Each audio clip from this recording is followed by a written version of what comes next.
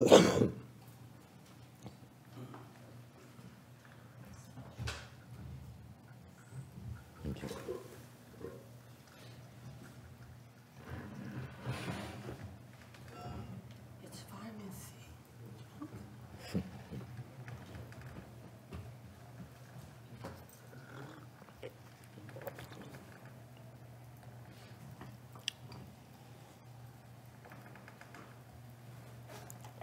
too caught the bug. Thầy cũng vô ý, thành ra bị nhiễm. And it's no big deal. It's only because I keep on using my voice, so my throat is kind of sore. Thầy bị nhiễm trùng, nhưng đều nó không làm gì được hết. Để cái khổ là cái cổ đó, nó khô vậy sợ lắm. Thành ra bị nó khó chịu. So, but it's my mistake. I should have taken more precaution to make sure it doesn't spread around. Lỗi của thầy. Xin lỗi quý vị. This season has been so busy, I forgot about the fundamentals. Năm nay bận quá, thành ra quên những cái chuyện căn bản. I normally don't allow it to spread around. Thường thầy không cho phép nó truyền. Nhưng nếu năm nay bụi như quên làm chuyện đó. This year I forgot to do that. That's why it's going around. Nó quên, thành ra nó bị truyền. Okay. Typically, normally, it shouldn't be the case. Thường, nếu mà bình thường thì nó không có chuyện, không có nhiễm đâu.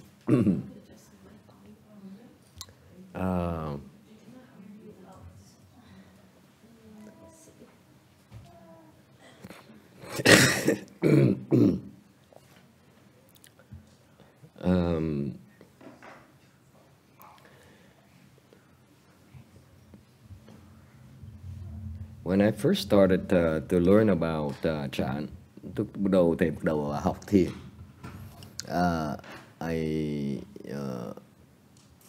Just like everyone else, như tất cả mọi người, I was looking for specific instructions. Thì kiếm những cái lời dạy nó rõ ràng, clear instructions.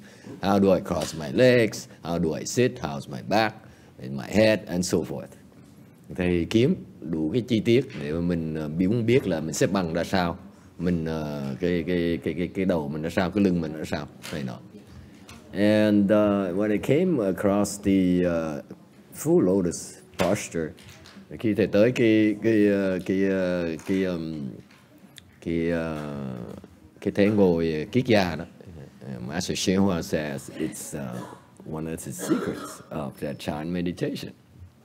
Ngài Thiền Hoa Ngài nói đây là một cái bí mật của bên thiền. So I wanted to learn how to do it. Thầy muốn học cách ngồi đó.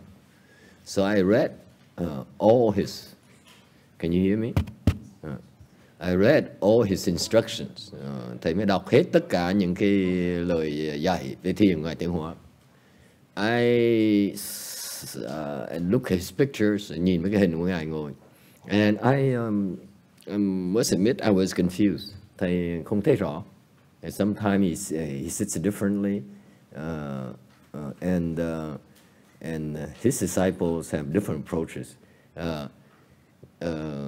Ngài ngồi mấy cái hình đó, Ngài ngồi khác nhau, mà học trò Ngài thì không có rõ ràng nữa. So and I was very frustrated for several years. I must admit to you, mấy năm trời. I was very confused. I wasn't sure that I was sitting and doing it right. Mà không biết rằng là mình ngồi kiết già có đúng là không. Okay. And then furthermore, hơn nữa, his techniques, instructions are very, very sparse. Những cái lời dạy Ngài về cái cách mà cái kỹ thuật đó nó rất là ít, very, very minimal. Right? It's mostly a lot of what I call soft instructions, not hard instructions. Đại đa số là những cái lời giảng nhiều hơn là cái kỹ thuật. Okay. And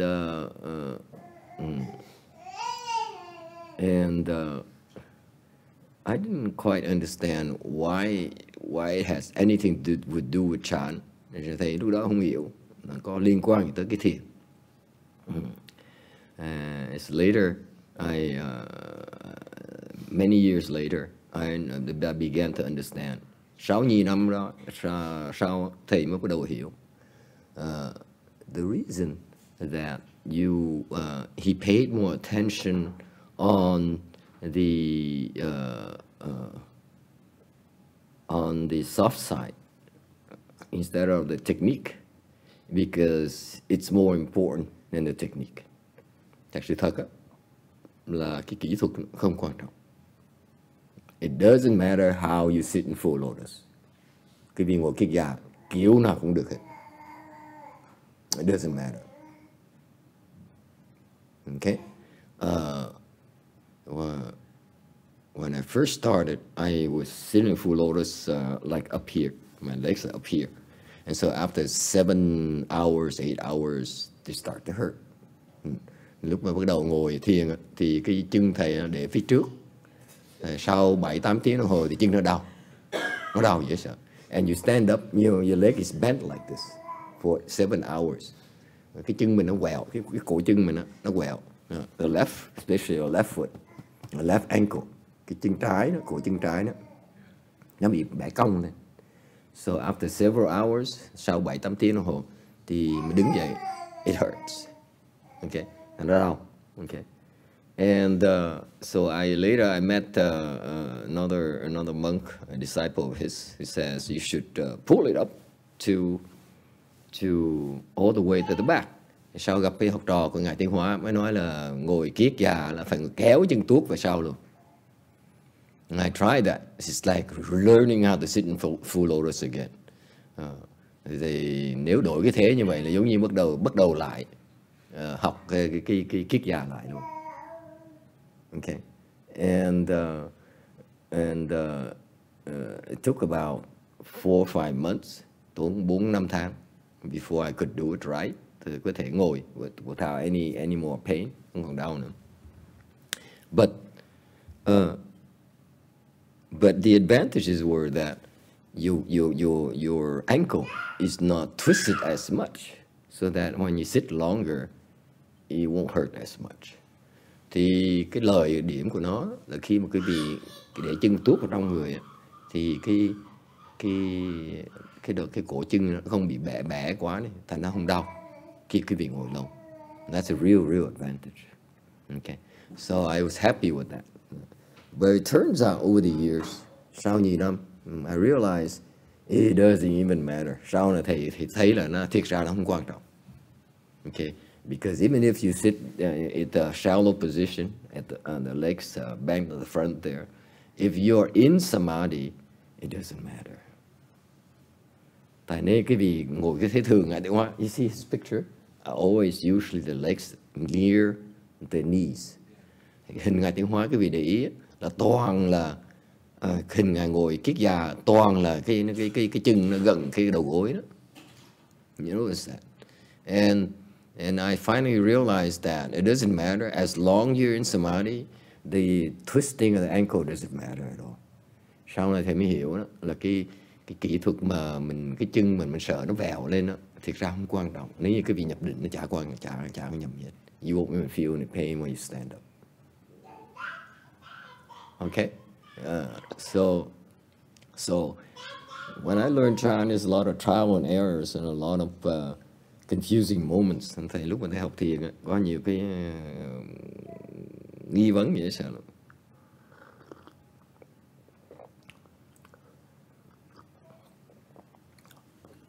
Tastes like medicine.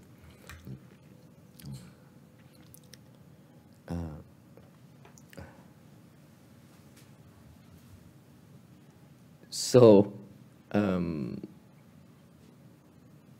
the point of doing Chan meditation, thành là cái căn bản của thiền là mình purify our minds, mình thanh tịnh hóa cái tâm của mình.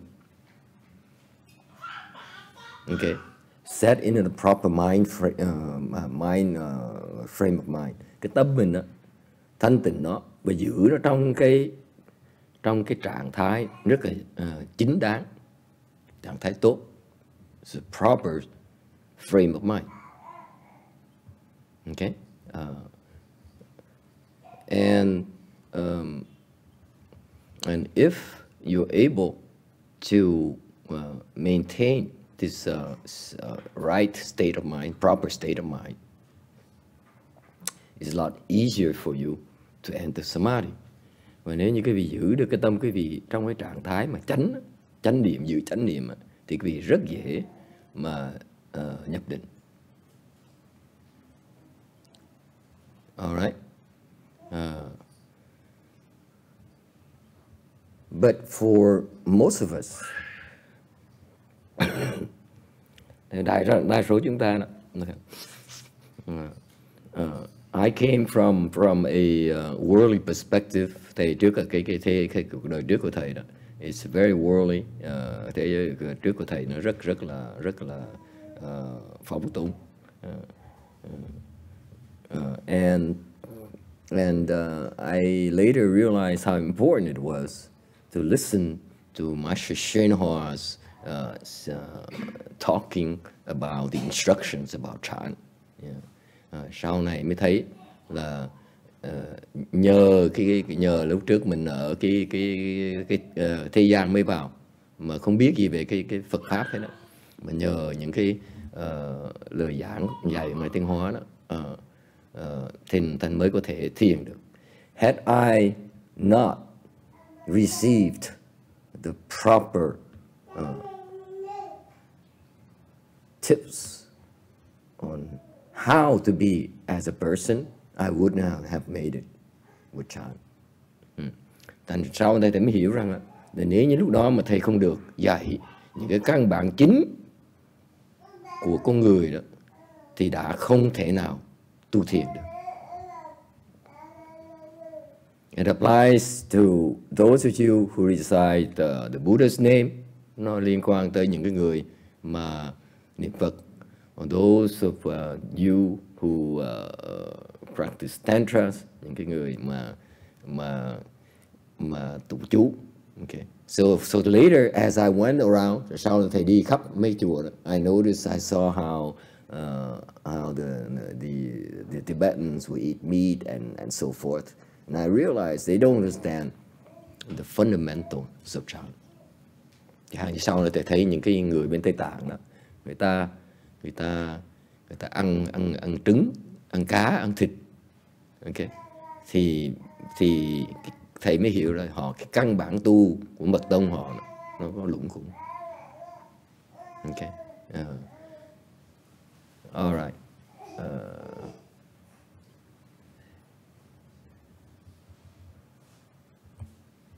And so as I went through the notes and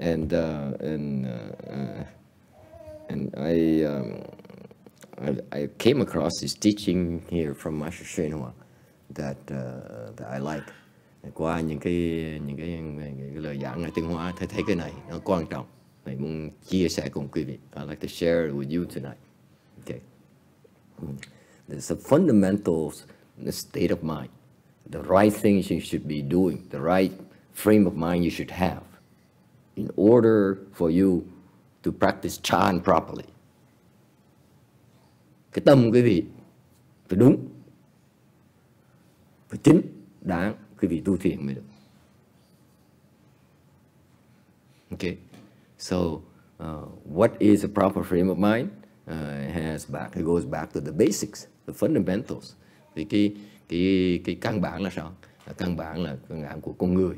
These are fundamentals of human being. Cái căn bản của làm sao mình làm con người. Okay, because if you cannot even fulfill meet your criteria as a human being, how can you expect to become enlightened? Nếu cái vị không đủ cái căn bản để làm con người, làm sao quý vị có thể đắc giác ngộ được? All right. And in contrast, the other approaches, they lean much more on techniques, on selling and benefits to you, and that's why our hardcore chant is not about. những cái phương pháp thiền khác, như bên dạng như bên xứ Mỹ nè, in America, in the West right nowadays, people are very high on mindfulness meditation. Hiện bây giờ là bên phía Tây này nè, người ta rất là kính phục cái thiền chánh niệm. And the psychologists, the doctors, and so forth, they made a lot of money, created a lot of centers to propagate this, and they really believe in it. Rất nhiều người khoa học gia, nhiều người tâm lý học gia, ta dạy về cái pháp này, họ tạo những trung tâm để mà giúp đỡ người ta tu pháp này. It's all very good, but as I listen to them, they still lack the fundamentals. Thầy thấy khi thầy nghe cái lời họ giảng đó, thầy thấy họ vẫn thiếu cái căn bản này. Okay. What are these basic things that we should observe? Thành những cái căn bản mình phải cần duy trì là cái gì? The eight virtues. Okay. Filial Piety, thứ nhất là hiếu. Number 2 is Brotherhood. Thứ nhì là anh em, tình anh em. Number 3 is Loyalty. Thứ ba là trung thành. Number 4 is Trustworthiness, Dependability. Thứ tư đó là mình có thể có uy tín, đáng tin. Number 5 is Propriety. Thứ năm là lễ. Number 6 is Righteousness. Thứ 6 là có nghĩa. Okay. Number 7, liễn, Incorruptibility. Liêm là mình không có, mình thanh liêm, mình không có bị người ta giật dây mình vì cái lợi, vì tham. And number 8 is sense of shame. Và thứ 8 là một cái biết khổ thẹn. Okay. I assure you, I've been watching my students for all these years. Thầy đã dạy học trò thầy hơn 12 năm trời rồi. I notice those who progress quickly and got to higher levels because they have all these things. Thầy để ý, học trò thầy những người mà đắc trình độ cao là tại vì họ có duy trì được những cái đặc tính này, những cái đặc điểm này. Alright, so first, filial piety, hiếu. Okay, for the Asians, it's quite commonplace. Đối với người mà Á Châu mình á, thì cái hiếu là cái đạo là đạo hiếu đó, là ai cũng biết về cái chuyện đó. Okay, and it ranks first in basic human virtue. Đó là cái căn bản rất quan trọng mà đầu tiên chúng ta phải có. You need to be filial to our parents. Mình phải trả hiếu cho cha mẹ mình.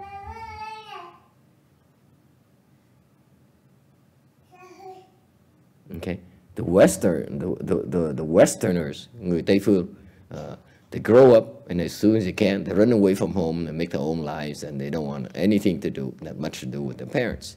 Người Tây phương đó, người ta khi mà người ta có sức rồi, ta bỏ chạy ra, ta không muốn liên hệ với gia đình cha mẹ mình nữa. Okay, and it's the lack of filial piety that makes them deplorable as a human being. Những cái người như vậy đó, họ không phải là người tốt trong xã hội. They're not good citizens of society.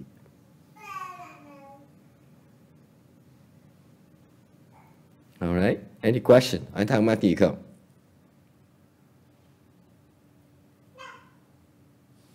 So filial piety has to do with the fact that you know, you are cognizant that your parents brought you to this world and raised you.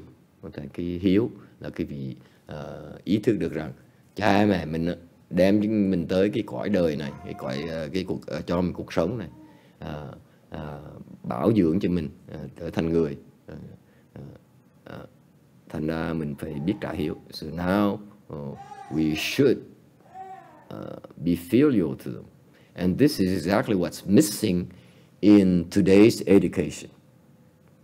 Cái thời buổi này thầy rất là buồn thấy cha mẹ không dạy con chữ hiếu này.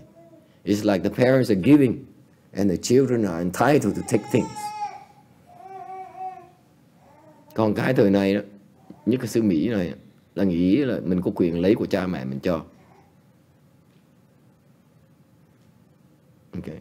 It's a sense of entitlement which is very alarming. Có cái tư tưởng mình có quyền hưởng của cha mẹ mình.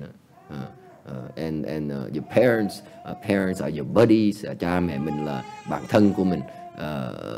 Phải chiều chuộng mình. They need to kiss up to us. It's so wrong. That's a wrong way to educate children. Đó là cách giáo dục con cái mình rất là sai lầm. Yes.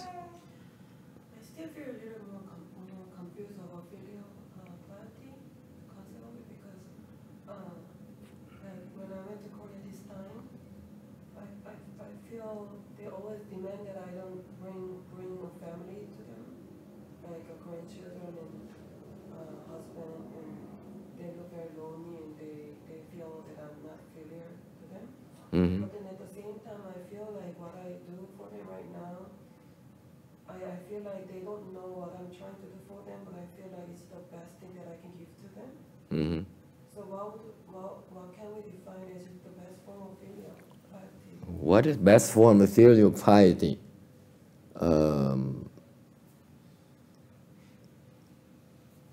Because the best form of filial piety, anyone? Shave your head. The highest form of filial piety. Cái trình độ mà báo hiếu cao nhất là cạo đầu. I have yet after 12 years to understand why is it the case. Cá nhân thầy tại sao 12 năm tại sao why is it the highest form? I don't get it. I still don't get it. Yes.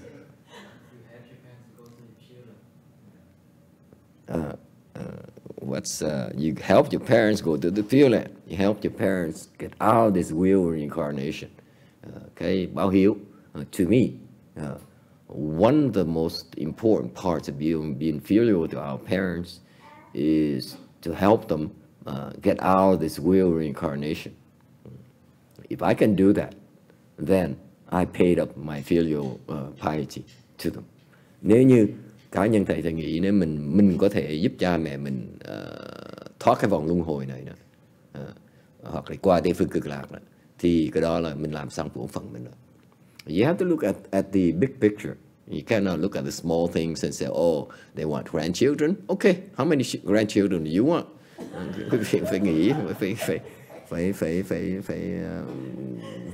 phải nới rộng một tí, chứ đừng nói là cha mẹ mình muốn là có cháu thì mới hỏi ngay là muốn mấy đứa, không được, right? So to me, what is filial piety? Cái hiếu là gì? Hiếu, first of all, let's talk about basics. Hiếu là gì? You make sure they lack no basic needs, then basic needs are taken care of. Thứ nhất là những cái nhu cầu căn bản của họ là đủ. You know, they should not be starving, họ không nên được đói. Okay, they shouldn't be thirsty. They should have the basic necessities. Phải có đầy đủ những cái đồ vật chất cần thiết mỗi ngày. Right? That's the first. Okay, and number two is to set them in a proper frame of mind. Thứ nhì là giúp họ vào có sự hiểu về Phật pháp hơn. What is the proper frame of mind? The proper frame of mind is that I encourage them and induce them to believe in Buddhism. Okay. Thành ra cái thứ nhì là cái vì phải khiến cho họ tin tưởng vào Phật pháp.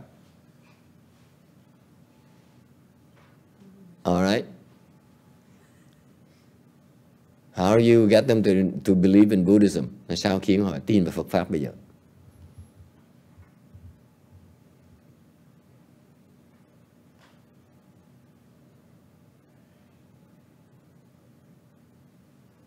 Yes.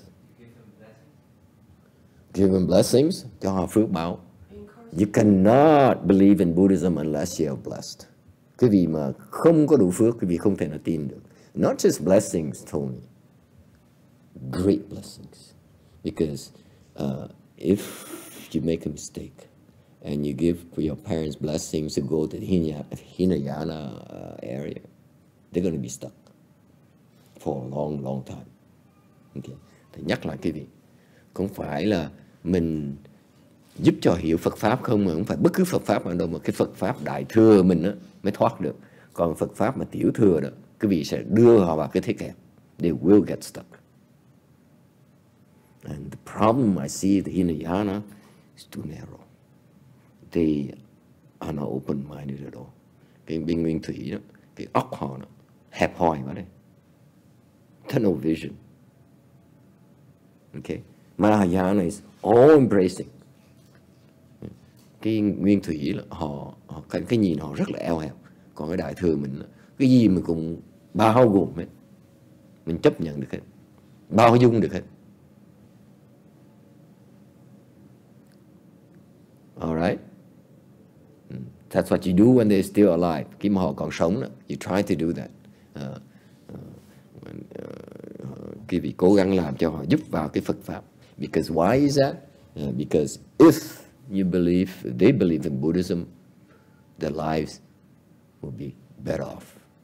Tại vì không phải cái căn bản của cái ăn uống không, mà cái này cái căn bản của cái sự hạnh phúc. You see, the basic necessities are just material things. Buddhism is a basic necessity for your mental health.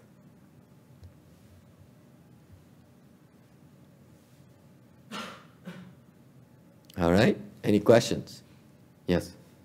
So my dad is really filial. Like he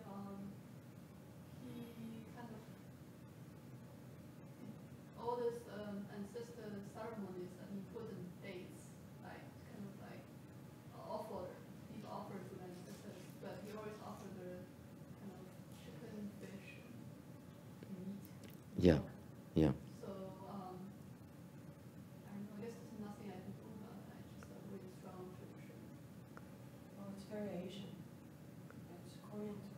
Yeah, it's not just your dad, but most Asians like that. Yeah. And then they can't eat it. They don't even recite the mantras for them to eat it.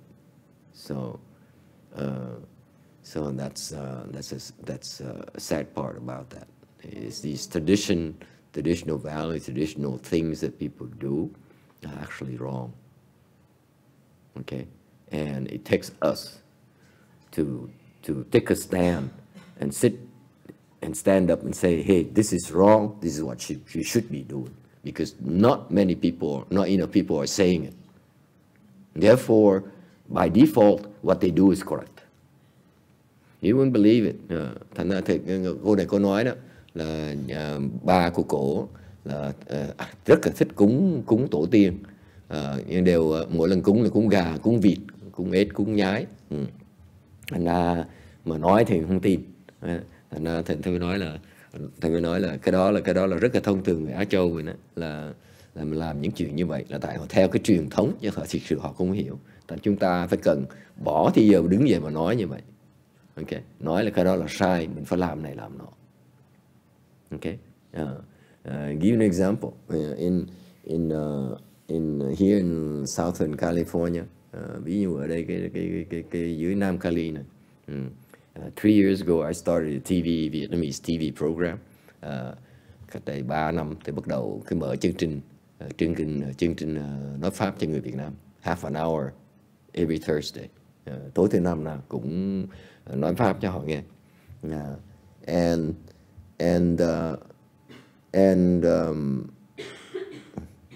For some reason, it's taking hold. Từ từ đó, càng ngày càng nhiều người nghe. Our audience keeps on growing and growing and growing. And our donation is still at zero.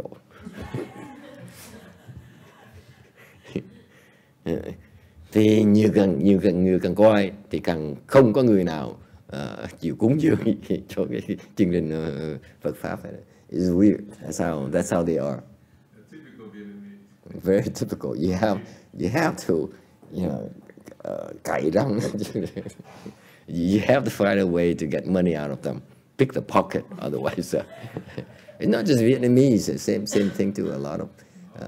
They're not used to doing that, and that's a sad thing. Cái đó là cái rất là đáng buồn. Because unless you practice giving, which is number one Dharma, là cái vị biết không, muốn học Phật pháp đầu tiên phải bố thí. And no Vietnamese monks and nuns dare talk about it. Mà người không có thầy cô nào mà dám mơ miệng nói quý vị phải lo bố thí. Okay, unless you have blessings, you're not going to be able to believe. Quý vị không có phước, không thể nào mà hưởng được cái Phật pháp này. Okay, so but I am probably, and we have a lot of many Vietnamese Buddhist programs. Cái chương trình Phật pháp có nhiều người lắm. They talk about travel, they talk about hot air balloons. Họ tới họ nói là tôi đi mấy bong bóng kinh khí cầu, đi qua Ấn Độ, and then they ask for money. Xong họ xin cúng dường. Whereas we keep on talking about the Dharma. Còn chúng tôi chỉ nói pháp thôi. Okay, and we started telling people that when you do your ancestors' offerings, you make offerings to your ancestors, you have to do it right, because otherwise you're creating offenses. You're not helping them. Chúng tôi bắt đầu dạy người ta biết rằng. And so what we spend a lot of time doing is going against the grain. Chúng tôi, which is important to us because we are not obligated by anyone because of the donations to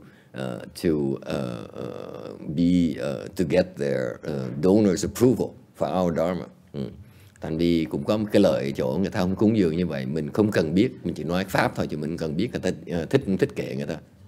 Okay, so we're pure in that sense.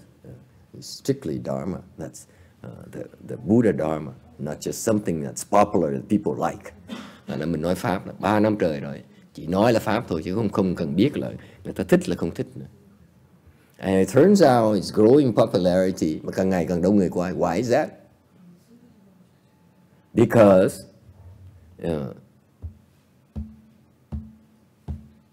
it helps them.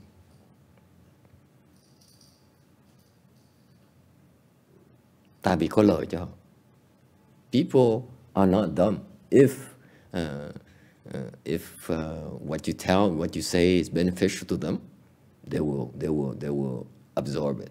Cái người ai cũng vậy. Khi mà quý vị nói mà có lợi cho họ, ai cũng muốn nghe.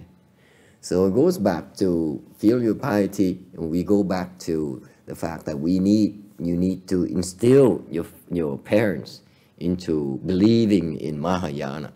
Nên nhắc lại là cái vị cái hiếu, là cái vị thứ nhì, là cái vị phải nên khuyến khích cha mẹ mình tin tưởng vào Phật pháp, tu hành Phật pháp. Alright, so that's today's life. Đây là cuộc đời này.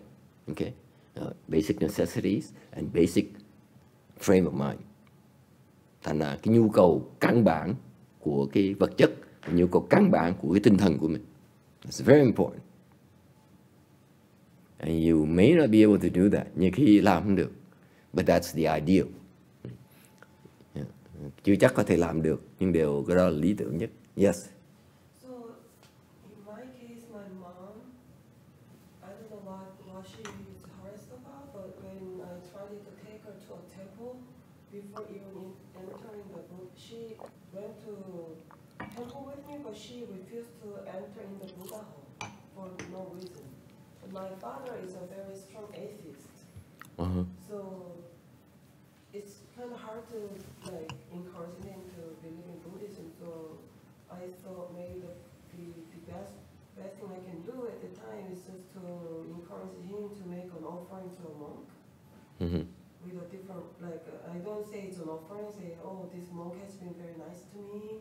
If you have a chance, give him a little pocket money. It's a really good person. So that he doesn't feel conflict about what he believes, would that be a good move? Yeah, you encourage them to plant the blessings. It doesn't matter, use experience. You should say, oh, you know, this monk, he's very poor. They don't hardly have anything to eat. They eat one meal a day. Cái gì phải biết dùng cái phương tiện. Okay. Nói chẳng hạn như là dù cha mà dù mẹ mình nói là cái ông sư bà cô này nghèo dễ sợ lắm. Đã nghèo không là còn ăn ngày có một bữa. Okay. And so how about us giving a little bit money to this person? Okay, so that she can have a better meal. Okay, làm sao ngày hôm nay chúng ta cho tiền tí cho cô có đỡ khổ, có đồ ăn cho nó ngon miệng một tí. So you do little things, and when you start with little things like that, your father will like it. You cannot have wholesale changes overnight. Thầy nói là bởi vì muốn thay đổi một cái tính tình của con người một cách mà 180% nó không có được đâu. Unless he has a lot of blessings stored up, it's not going to happen. Okay, so you have to do gradual. You have to grow gradual. Thành ra phải làm từ từ được. Okay. Questions? Any other question? Yes.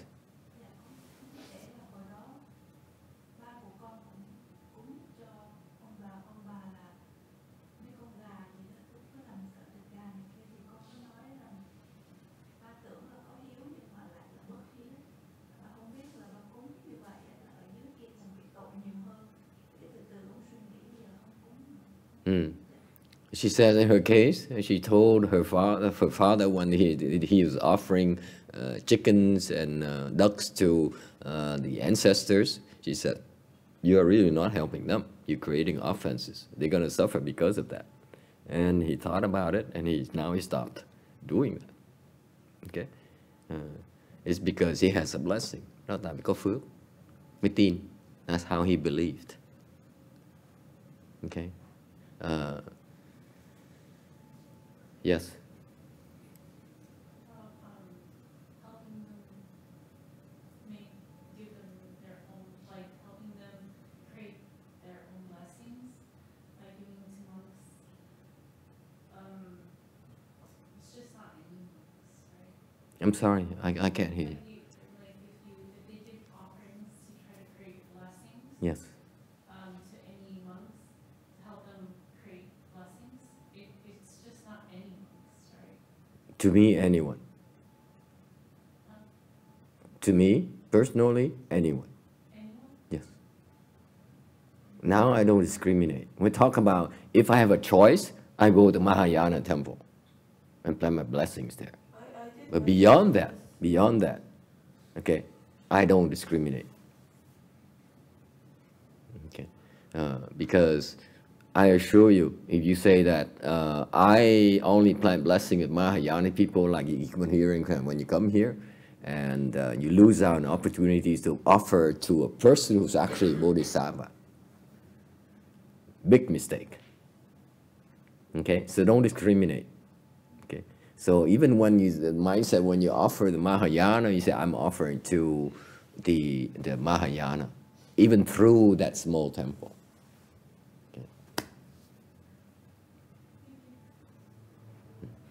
Thầy nói là chẳng hạn như là quý vị cúng dường là cúng dường không phải bất cứ người nào. Thầy nói không có. Mình nói là cái lý thuyết thôi là mình nên cúng dường cho người thầy cô đại thừa.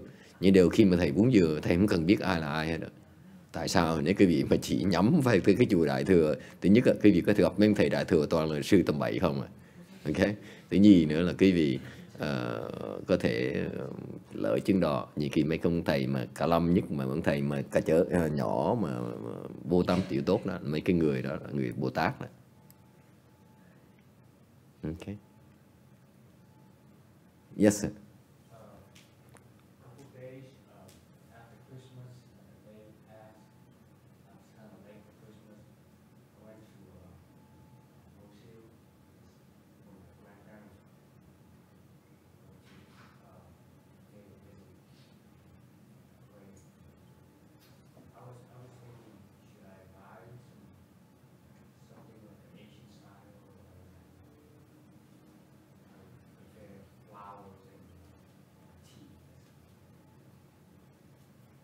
Yeah, you can to me, all those are externals, meaning the flowers and the fruits are externals. Your grandparents won't be able to eat them. Okay, instead of spending money on that, get a rebirth, temporary rebirth flower. It's far greater blessings, much better for them.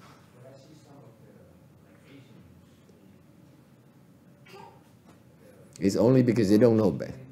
Yeah, they don't know better. That's why. That's why my master says, if we want to do wholesale change for the future, bên ngài Trung Hoa ngài nói là quý vị muốn thay đổi cái xã hội này nè. And it's not just for here in the West, but also in China, in Vietnam, in Korea, and everywhere else, because people are now veering off on the wrong direction. Okay. Buddhism becoming like a business, okay, instead of a lofty thing where we transcend common people, we relieve people from suffering and help them attain bliss. Đối với thầy, cái vị mà muốn giúp đỡ trong cái mọi xã hội, không phải riêng cái xứ Mỹ này không, là Việt Nam hay là người Tàu hay là người Đà Hà, người Nhật này nọ. Master YongHua says, ân sư thầy nói, you have to start with education. Phải bắt đầu với giáo dục. So that's why every week we go and educate the Vietnamese. Okay. Bởi mỗi tuần chúng tôi đi dạy cho người Việt Nam. All right. Hopefully in the future we might have more of these shows. For example, in the future, if I could get someone to let's say be a co-host who's very proficient in English, I would like to put on a series of these things, okay, Dharma talks, and record them and then put them on YouTube, upload to YouTube. Okay. Thì chẳng hạn như trong tương lai có nhiều chuyện, I have too many plans. Muốn làm nhiều quá mà không có thì could upload to a lot of these interviews, these Dharma talks on YouTube, because I notice the Dharma talks on YouTube from the other monks are pretty shallow, and it's not very good job of them educating people about Mahayana, primarily because they don't understand Mahayana themselves. And trong tương lai thì hy vọng là khi gặp cái người nói tiếng Anh khéo, giỏi đó, để ngồi nó nói chuyện, hai người nói chuyện với nhau, nói về Pháp, để mà dạy cho người ta biết về cái Phật Pháp. Okay. All right. So you start with education, then mình bắt đầu với cái giáo dục. And that's why you need to teach your children about filial piety. Anh quý vị phải cần dạy con cháu quý vị đó về cái báo hiếu. And the way the Westerners are doing it right now is not good enough. Người Tây phương bây giờ làm trật rồi. I know that most of you would be so afraid that to tell your children about filial piety and so forth is their responsibility. Bởi những cái người bậc cha mẹ bây giờ không ai dám nói cho con mình là phải có hiếu. Okay, if you don't teach them, who's going to teach them? Cái gì không dạy họ, ai dạy họ bây giờ?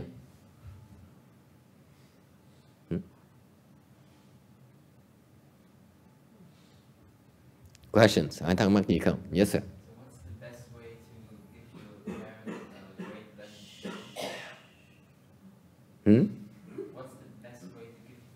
great blessings?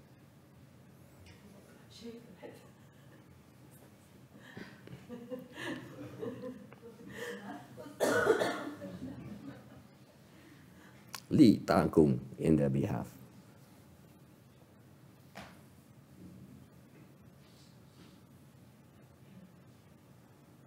You understand? Li ta cùng, meaning that you establish great merit on their behalf.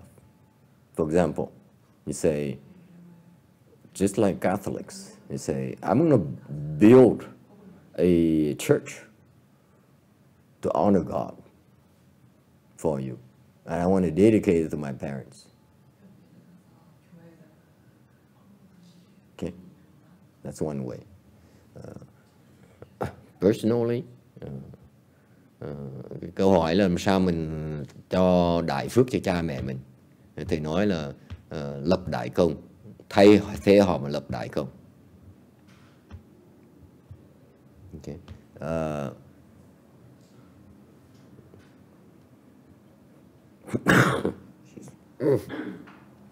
Excuse me.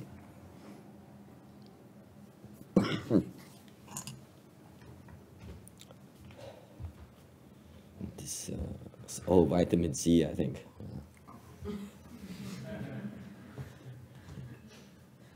Okay.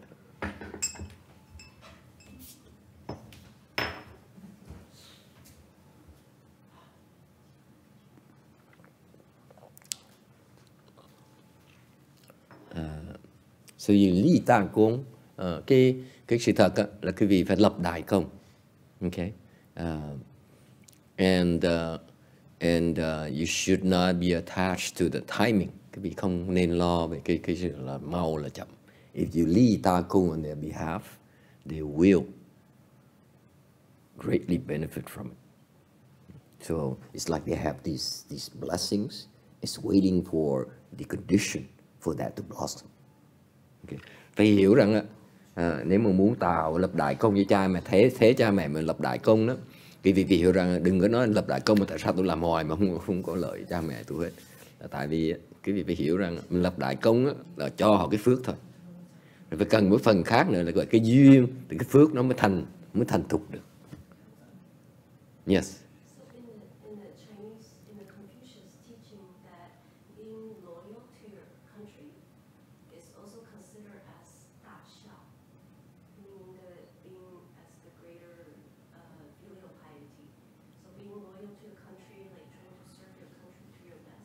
Right.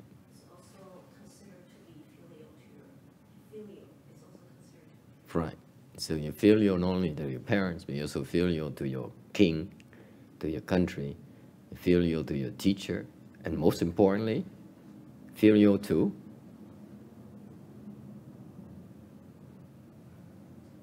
triple jewel. Yeah. It's the highest form of filial piety.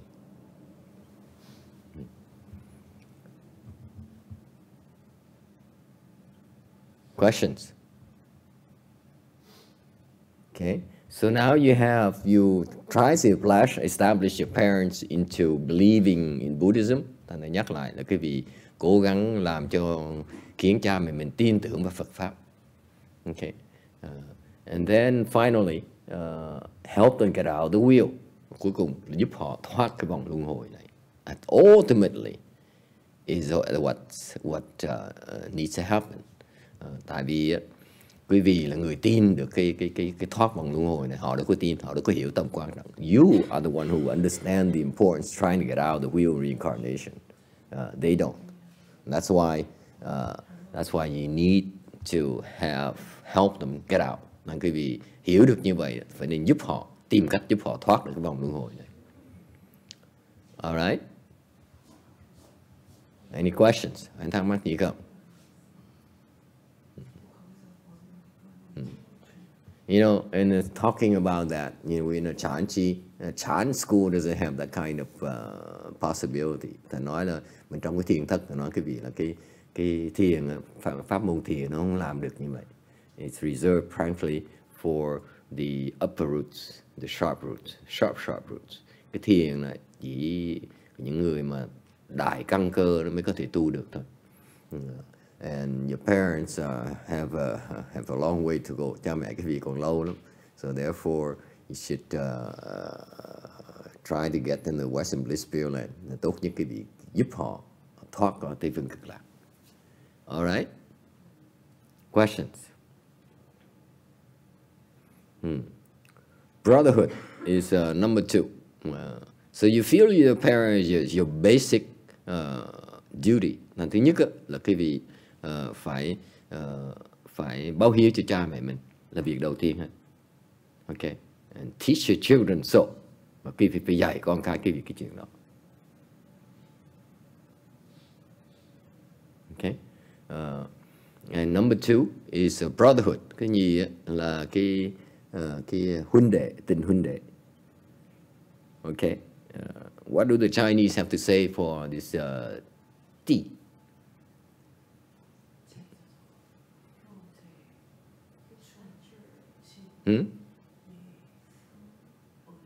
What's the kind Chinese concept for tea? Vì người Hoa đó, cái quan niệm đệ nghĩa là sao?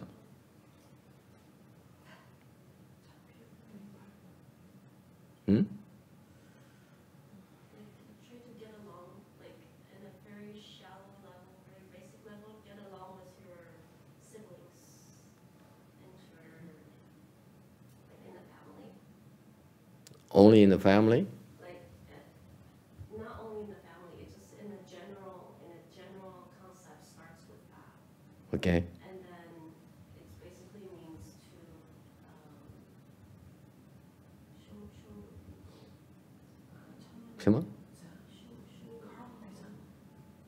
to I couldn't hear you.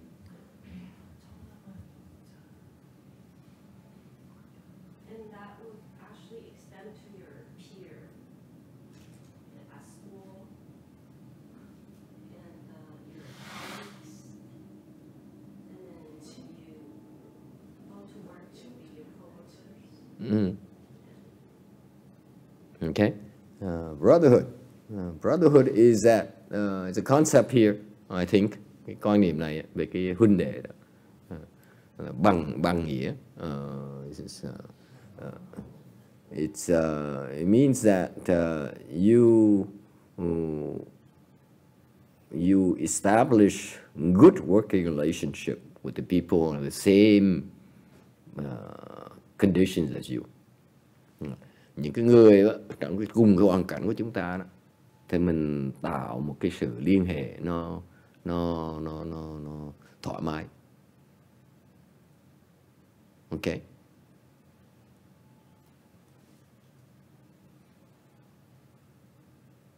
would also apply to the Dharma brothers sisters. Would it apply to the cultivators?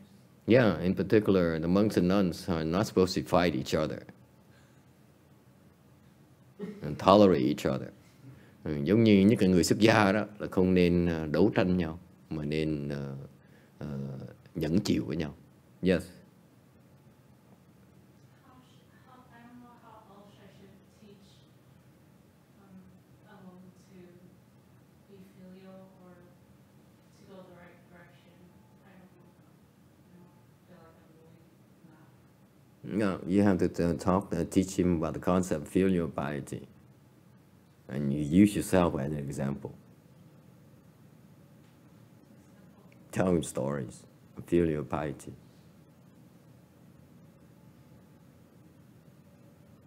When you teach people, I stay away from the big principles. I just tell people a story, and then they like it, they get it.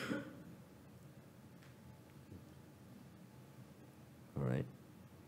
Nothing worse than someone giving you a lengthy discourse on filial piety, going through 20 different items of filial piety, and no one remembers them. Okay? If you like what you hear, you will internalize it. That's my attitude. Dạy con cái mình cái báo hiếu bây giờ. Thầy nói dạy con cái báo hiếu là bằng cách là mình kể chuyện. Mình kể chuyện là cái hiếu là cái gì? You teach him about, the Asian heritage he has, and that's one of his strengths. That part of Asian culture is filial piety, which highly value filial piety. Cái nền văn hóa người Á Châu mình đó, là chú trọng cái báo hiếu. Okay. Rồi mình kể chuyện cho nghe những cái chuyện thôi, chứ còn đừng có nói mà giảng moral.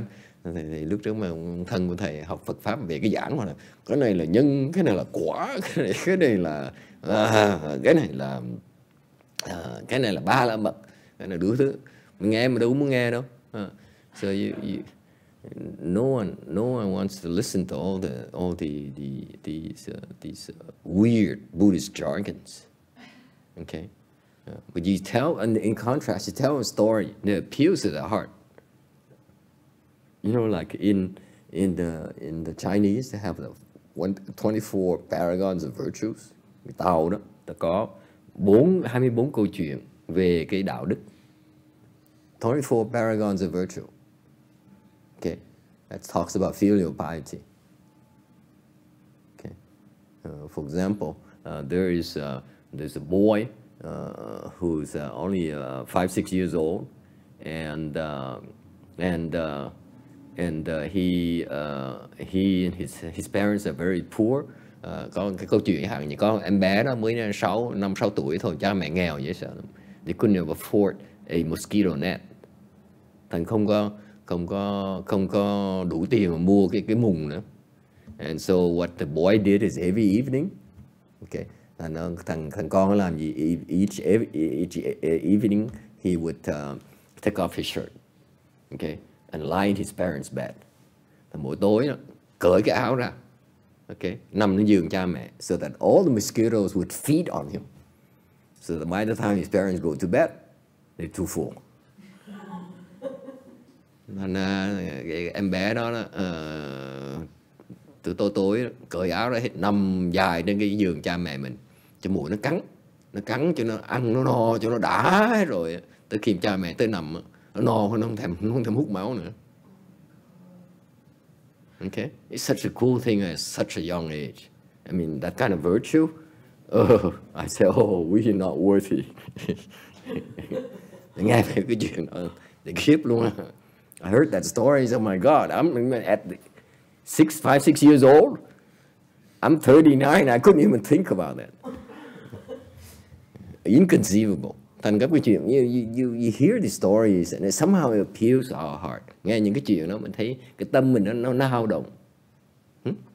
That's what you do. Okay.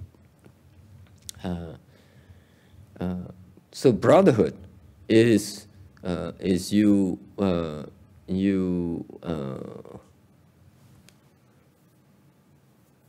have a strong relationship, cooperative relationship with your peers, the people in the same condition as you. Cái đề này là cái vì có cái tình huynh đệ với những người mà cùng trong hoàn cảnh với mình. Okay, meaning that you need to cooperate. Quý vị phải hợp tác với nhau. This is when we talk about this, I remember how I was at a CTTB. Thì nói về cái chuyện này thì mới nhớ lúc trên thời bạn Phật Thành á, I noticed the nuns were telling me, I couldn't believe her. Cái cô nói thì trước khi xuất gia, before I left the home life, she told me that, you know, on the women's side we have tea. Nói là bên nữ chúng tôi có cái tình huynh đệ. We were cooperative. But on the men's side, they fight tooth and nail for everything. Đàn ông á, thì phía Việt Nam á, là họ tranh giành nhau từng ly từng tí nữa. Okay, so that's not tea. Cái đó là không phải là đệ. Okay, it's their style of training people. Cái đó là cách họ huấn luyện người của họ. But I hope that doesn't happen here. Thì hy vọng nó không xảy ra ở đây. Okay, because we need to tolerate all the people's weaknesses. Mình phải sẵn sàng bao dung cái lỗi lầm người khác. Because, tại sao như vậy?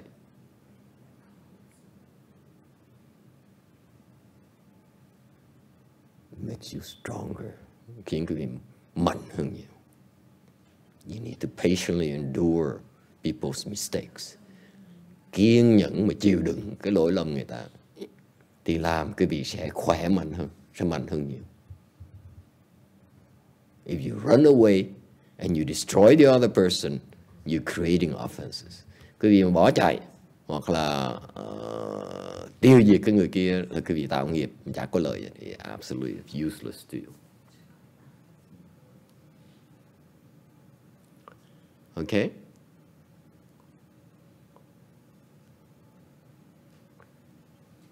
Anything else? Có ai có thắc mắc gì không?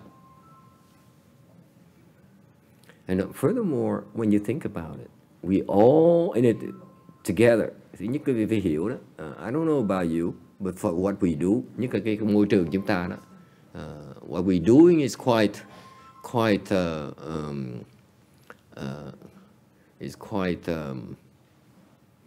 difficult. Cái chuyện mình làm nó rất là khó khăn. Okay, instead of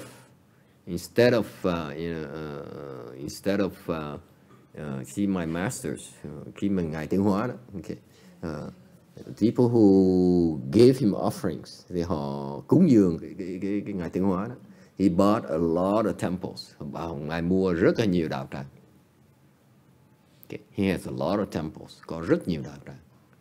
And most of them are empty. Đại đa số họ đều là trống không hết. Phải không cô Quả Ngân? Phải không? Trống không hết. They're all empty. They really have nothing going on there. And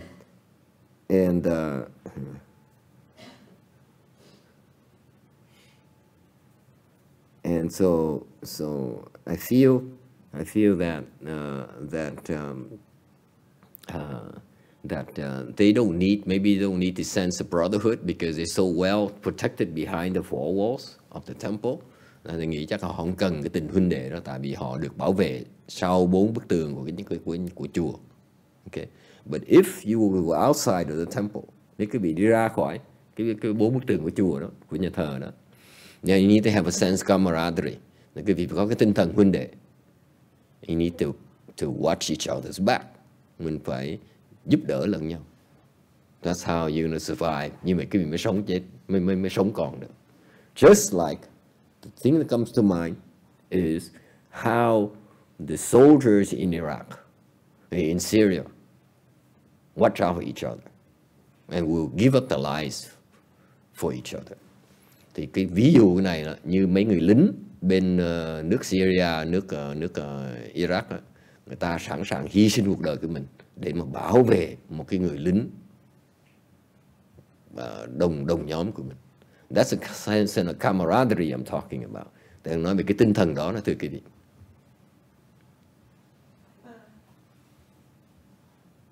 Questions? Bữa nay sao về sớm vậy?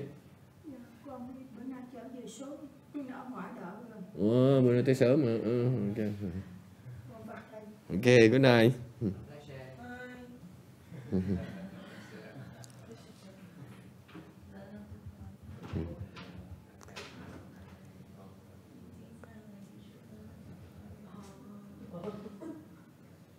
Okay, so I love to hear the stories on how these soldiers gave up their lives but prepared to die to help a wounded soldier.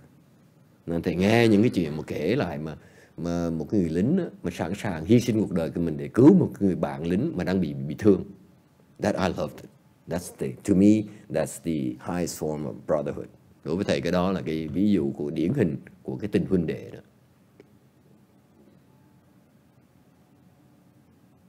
All right? Any questions? Number 3, loyalty. Thứ ba là cái lòng trung thành. Okay. Loyalty. What is loyalty? Trung thành là cái gì? Yes. To me, like, if I find another vendor who can give me better price, I stick with my original vendor even though he's a little bit more expensive. Because all the things he did for me. Someone says, if my vendor gives me better deals, I would be loyal to him. No, the other way. I still stay with the one that I've been spending many years. Mm-hmm. Even though I pay a little more with it. So you stay with the same vendor for many years, even though you pay a little bit more, and you complain a little bit as well. You see how much I'm paying for you. Mình trung thành với người mà buôn bán cho mình giá tốt mà mặc dù nó mắc hơn tí xíu, mình vẫn trung thành người ta như thường, tại vì lúc đầu đã như vậy.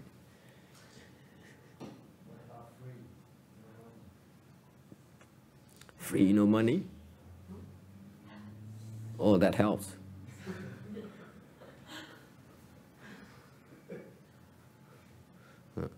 So they give you free goods, you'll be even more loyal. Nếu người ta cho mình cái đồ hàng hóa mà rẻ mà không miễn phí, mình còn càng nên trung thành hơn nữa. Absolutely need to be even more loyal. No free lunch in America. No free lunch. So, what is loyalty here? Why do we need to be loyal as part of human being? Tại sao mình là con người đó phải có cái lòng trung thành? Why is it?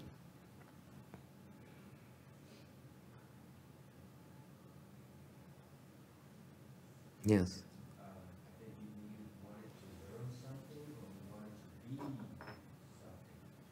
You want to be something?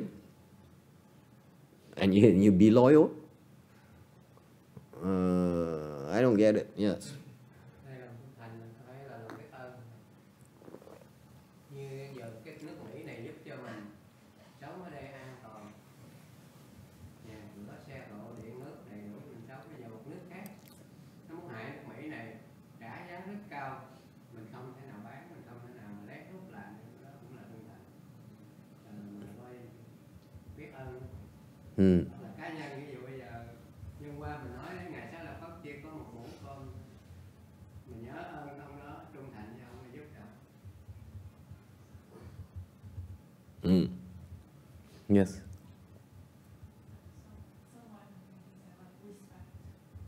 Can't hear you.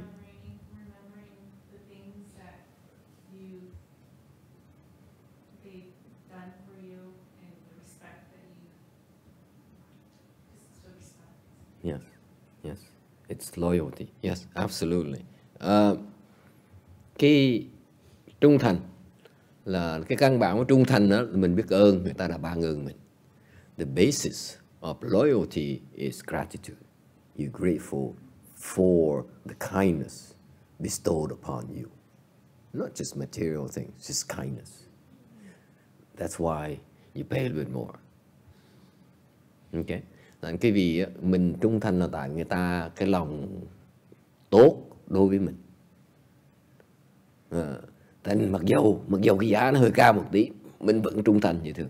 Tại vì cái lợi không phải từ cái đồ vật chất bên ngoài, mà được ban cái sự giúp đỡ, ban ân nó có giá trị. So it's not you loyal because the material things you received. You are loyal because of the kindness they bestowed upon you. Okay? And that's a high form of loyalty. Cái đó là cái trình độ mà trung thành cao. I keep on telling people, I'm not giving my students. I said back then, in China as well as in Europe, từ xưa đó, bên Âu Châu cũng như bên Á Châu, if let's say you go to war, cái bị đánh giặc, and the defeated general life is spared, mà cái bại tướng đó mới được tha mạng đó. Okay, some of them would pledge loyalty to the winning general, the winning king. Thì những cái người bại tướng đó, một số người bại tướng đó, người ta vì được tha mạng, thành ra họ sẵn sàng trung thành với cái ông vua mới. It's because he realizes that whatever life he has left belongs to the winning general. Tại vì người ta biết rằng là cái cuộc sống mà họ mới có đó, họ còn lại vẫn còn sống được, là nó thuộc vào cái người thắng tướng. Very basic right there. And it's very rare. You know, you find people like that, you know, they are superior individuals. Bởi vì những cái tướng như vậy đó là những người là trình độ rất là cao. You know, for example, the Chinese have the Quan Cung. Như bên Cà Tàu có ngài Quan Công. Okay. Yeah. The other guy. Yeah. Yeah, the other guy. Yeah, the one with the... he is this prototypical loyal general. Cái ông này là ông điển hình cho cái sự trung thành của một ông tướng. Okay, and that's why he's highly revered in the Chinese folklore. Bởi vì cái người văn hóa người Trung Á Châu mình rất là tôn sùng cái ngài Quan Công này. Okay, for example, once he was charged with protecting his older brother's wives. Một thời đó ông được phụ trách là đi bảo vệ cho vợ của Lưu Bị. Okay, so they were at war and they were running around. So the army was being defeated, bị thua liễn xiển, and so he was charged with to make sure you protect your older brother Liu Bei as wives. Okay, thành ông Quan Công chỉ phụ trách là lo bảo vệ cho vợ ông Lưu Bị thôi. Can you imagine? You know, the king, he says, I don't care what you do, just protect my wives. Quý vị tưởng tượng ông vua, ông sư huynh mình mà nói là tao không cần biết mày làm gì, mày chỉ bảo vệ vợ cho tao, chết rồi đáng chịu. And yet he still did it. Vẫn làm như thường. Okay. And so he's running around, you know, fighting, running around. Everyone's running around. He escorted his sisters, the wives, the women. Ông bảo vệ mấy bà. And he finally was cornered. Cuối cùng bị bắt. And Cao Cao, Tào Tháo nó rượt, dí bắt. And he captured him. Okay. And they wanted to kill him. Okay. Muốn giết Quan Công. He says, because Quan Công is a very, very big general for Liu Bei. Quan Công là tướng giỏi dễ sợ, phải giết nó để trừ cái hậu hoạn này. Okay, have to kill him to avoid future problems because Quan Công is too loyal to Liu Bei. Quan Công quá trung thành với Lưu Bị, không thể nào mà để nó sống được.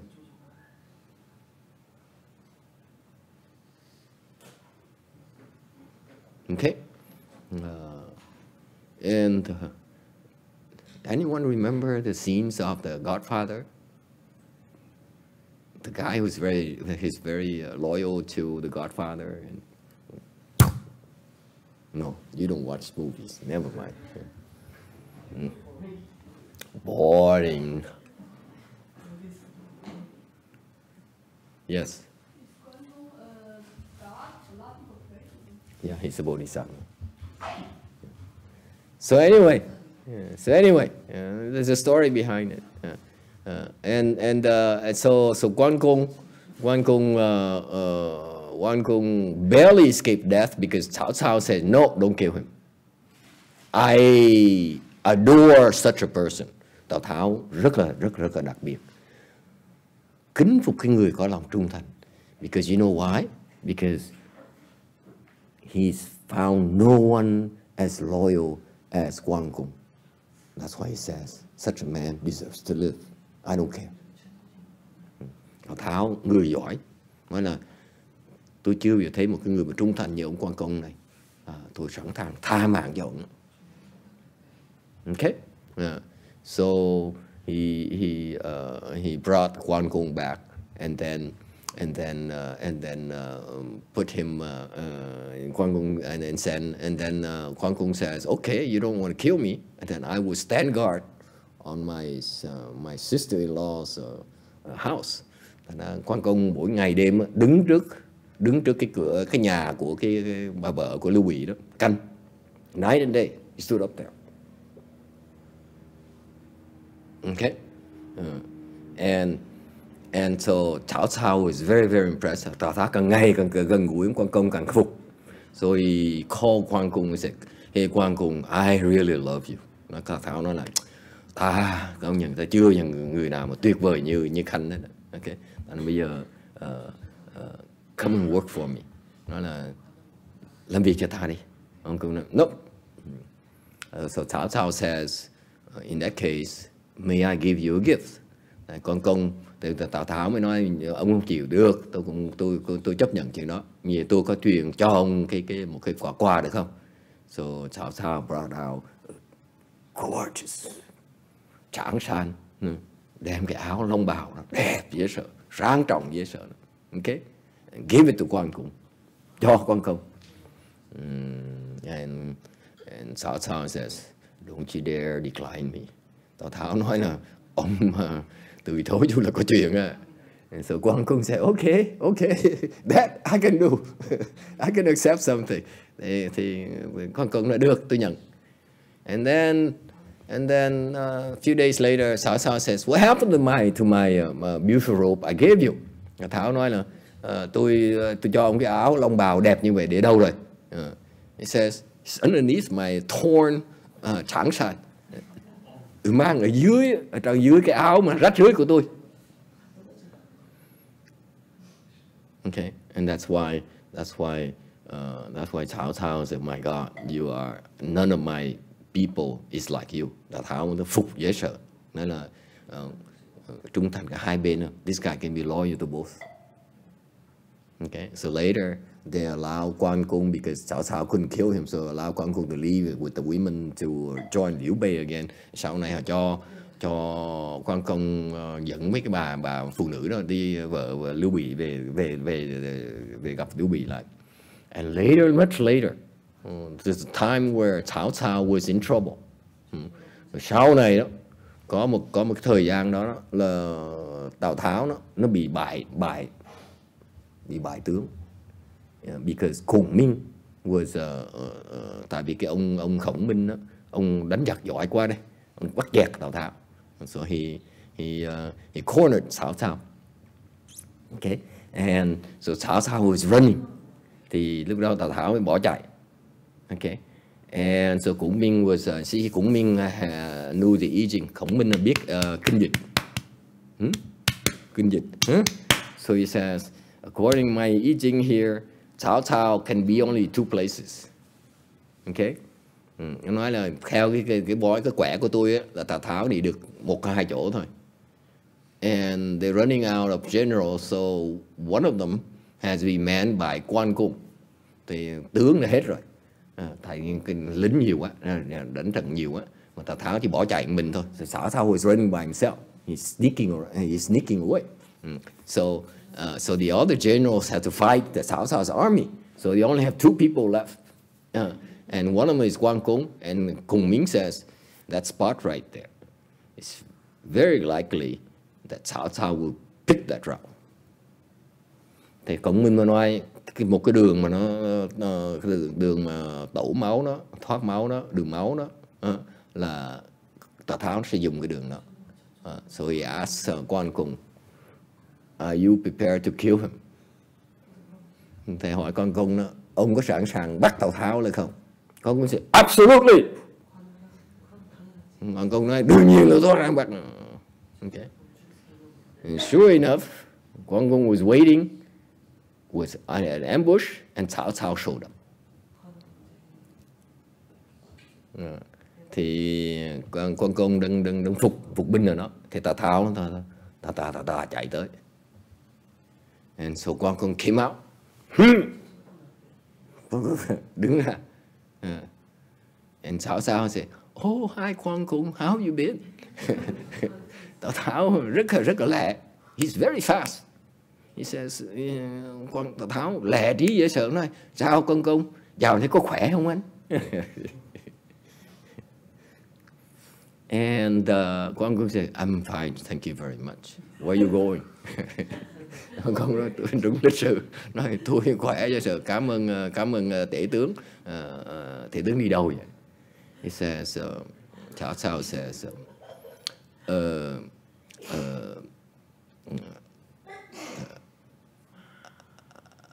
I know you're supposed to capture me. Nói là tại tôi biết là đáng lý là ông phải bắt tôi.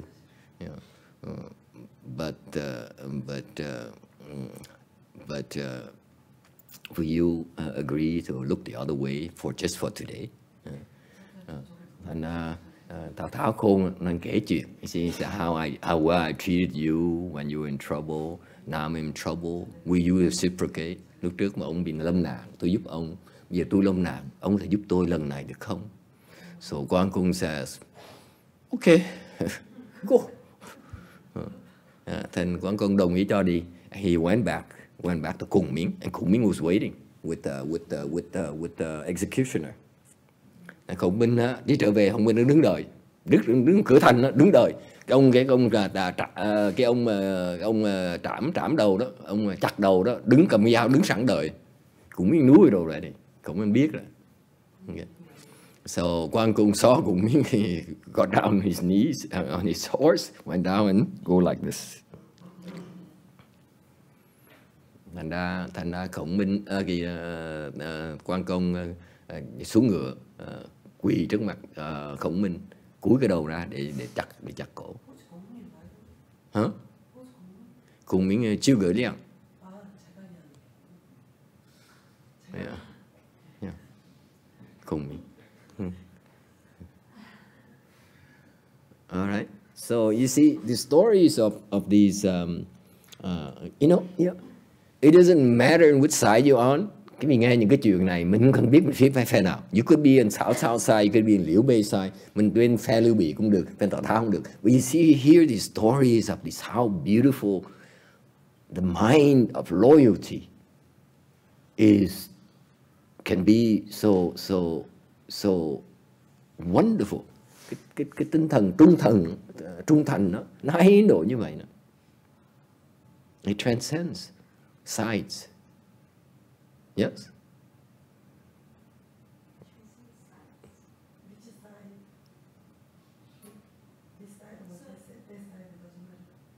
So the moral of the story is that because he is too loyal, so that it's good that he didn't kill him instead of trying to be nice to him, which helped him later. Because he always comes out, so that's why he has to repay. It doesn't matter which side he worked for. Huh? I understand, but then, so what is that? How does that explain his loyalty? He's loyal to both. He loyal to both his Liu Bei brother and also CaoCao. Because CaoCao is the one who did him a favor, spare his life. Oh, he spared his own. Yeah. Without CaoCao, he would have been dead by now, by then. Con nghe cái chuyện này lâu rồi, rất là kính phục ngài của mình. Nói chung là con rất là kính ngài này. Quá hay đi, nhưng mà có cái chỗ này con không có thích là nếu là hợp mà trung thành như ngài của mình á, là sau khi giao Tào Tháo cho ông Lưu Bị rồi, ông xử làm vậy là tôi tự sát luôn, tôi trả cái ông Tào Tháo này, chứ không có mà mình thả Tào Tháo này hại cả cái nước này cũng có được. Mình đổi cá nhân mình để mình đổi trung thành mình mà mất cái phe kia không có được. Mình giao này cho ông Lưu Bị giữ rồi tôi tự sát. Jamasi Sintu says he's not impressed. God, that's so deflating. Thằng nói là ngon lành như vậy, thọc cái bánh hơi nó xì rồi. Thành ra cái chuyện của mình con rất là thích, rất là cái trung thành của ông này. Nhờ bởi vì ông ngài Quan Công con rất là thương này, kính ông này lắm, nhưng mà cái chỗ đó con không thích. So he says, if he were Quan Cung, he would have captured CaoCao, bring him back to Liu Bei. If any harm comes to CaoCao, he would kill himself. Kill himself? Yeah, he would kill himself Kill Cao Cao himself? to repay CaoCao's kindness. Giờ có thể mình thương lượng Kill với Cao Cao by himself? có thể thương lượng với ông vua là bây giờ ông cứu tôi, ông thả tôi, đó bây giờ có thể bệ hạ tha ông hay không. Còn nếu bệ hạ không tha ông là tôi tự sát để tôi đổi cái mạng tôi trước. Hay ông muốn giết tôi rồi, bây giờ tôi chết. Còn nếu bệ hạ tha ông thì chuyện đó tôi cảm ơn. Còn không tha thì chuyện đất nước gì đó, chuyện đại sự gì đó thì tôi tự sát, tôi trả cái ngọc thả tôi mà. He says, I'd rather, I ask for you to spare his life, Cao Cao's life. You don't, I will kill myself. Yeah. Right. Yeah. Wouldn't it be like if you follow what your king asks you to do is more loyal than not following? Yeah. And then the other question is, aren't you supposed to be obeying your king's orders? Cái phần khác là tại sao mình không có tin, không chịu tuân theo cái lời của ông vua của mình. It's very Chinese. It's not Chinese story. Yeah, it's too Chinese. Yeah. Chinese. Yeah. Yes. Thầy, nếu mà quan công biết Tào Tháo là người vô hội nghĩa rồi, người ta về để bên triều đình xử phạt sao? Let me put it this way. I personally have no problems with people saying that Quang Kung should have brought Cao Cao back to see Liu Bei.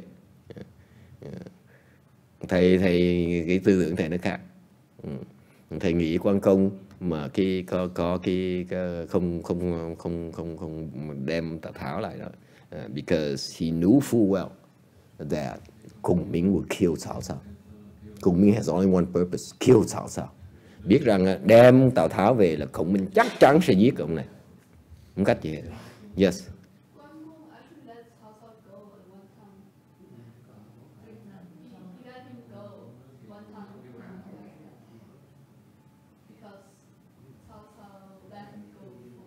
Yeah, that time, that matters.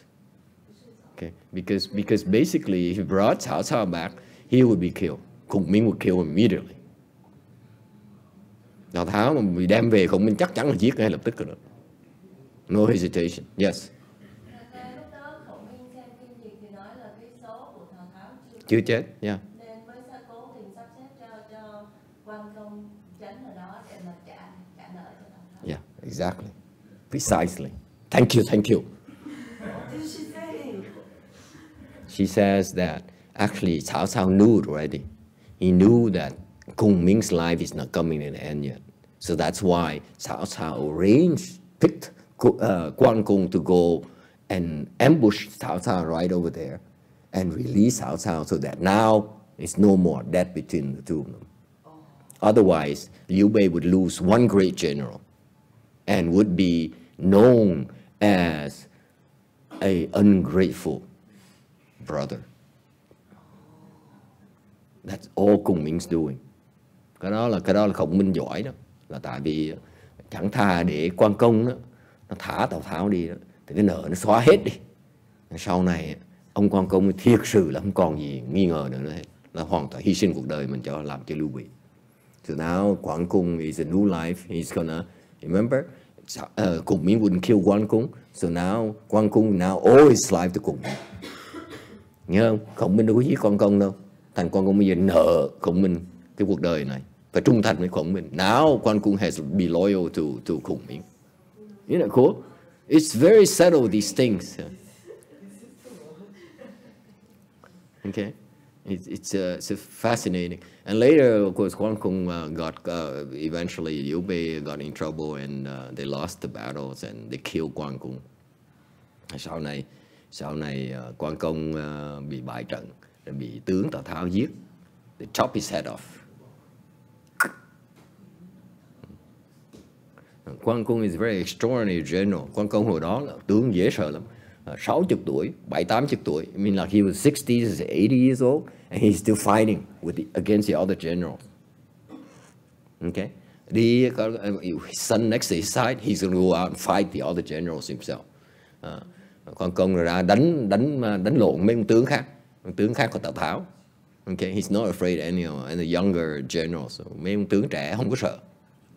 Okay, and so later Quang Kung came to an end and they chopped his head off. Thì Quang Công sau này bị chặt đầu mà chết. And legend has it, sau này người ta mới nói là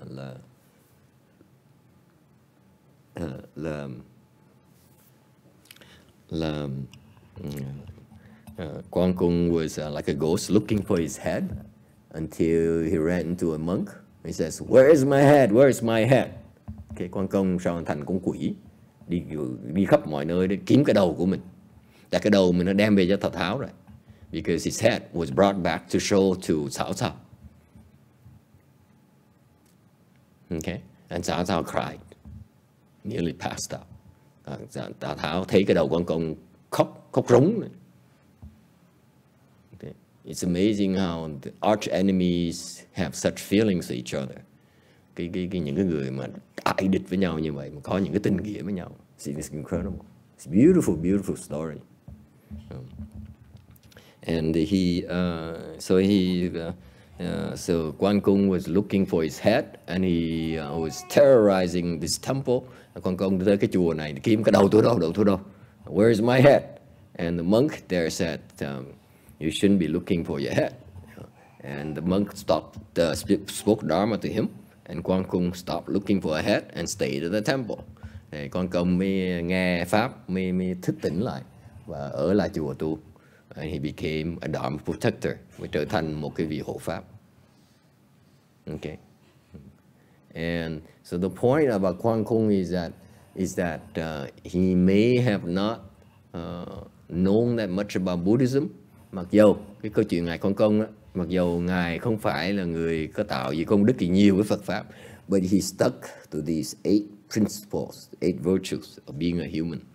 Ngài Quan Công là điển hình 8 cái đức này của con người. That's why when he started practicing, he accrued a lot of merit and virtue. Cái vị tu 8 cái đức này đó, thì cái vị tạo rất nhiều công đức. You create a lot of blessings. You just observe these rules. Okay, and that's how Quan Cung had a lot of blessings already, and so he became a bodhisattva very quickly. Quan Công cuộc đời quá đạo đức đi, thành ra tu một cái là đắc đạo rất là dễ dàng. All right, time is up. We continue another day.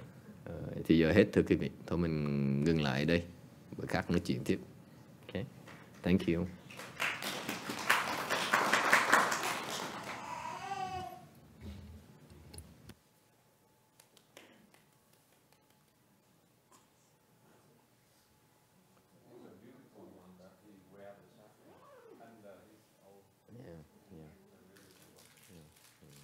To show his appreciation, because người đặc biệt. It's a special individual who understands about loyalty and kindness.